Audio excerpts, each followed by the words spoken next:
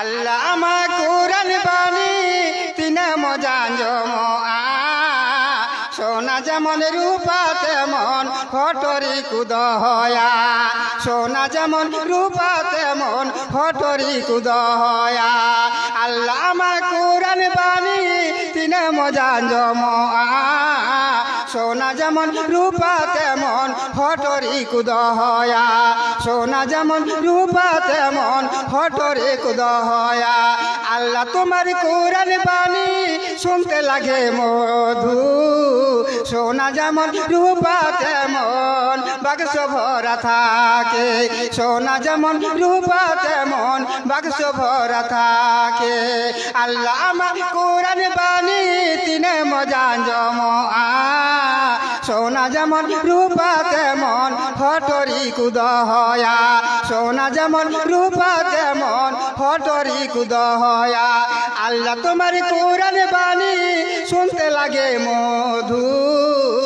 সোনা যেমন রূপা তেমন বাক্স ভরা থাকে ভাইজান আমার বন্ধুরে আমরা মানুষের ভাষা আমরা মানুষে বুঝতে পারি না কিন্তু ভাইজান এমন একটা নবী পৃথিবীতে আল্লাহ পাক পাঠিয়েছিলেন সারা পিপিলিকার ভাষা তিনি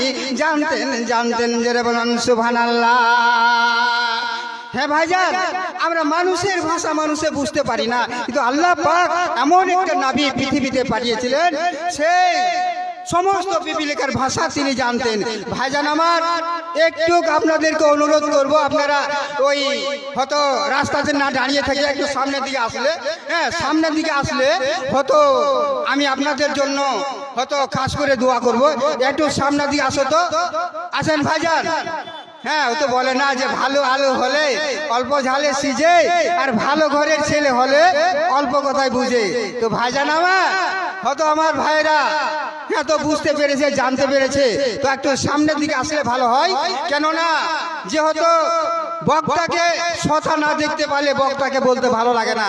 হ্যাঁ মানতান বইহা দুলের বইহা হয়তো আমরা সঙ্গীরে মিনামা যদি সুর রেম হেলেন খান আর সুরে হে খেতে যদি মাজম লিখায় তাহলে আমরা অন্তর রেম গালাং দাঁড়িয়া আর অন্তর রেম দহ দাঁড়িয়া মানতান বইহা দুলের বইহা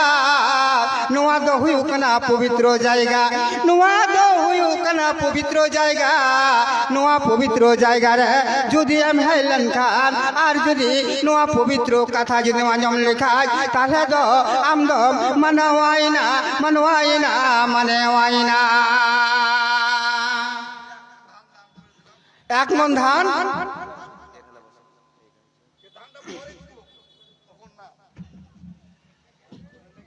এখন না না ইয়া মসজিদে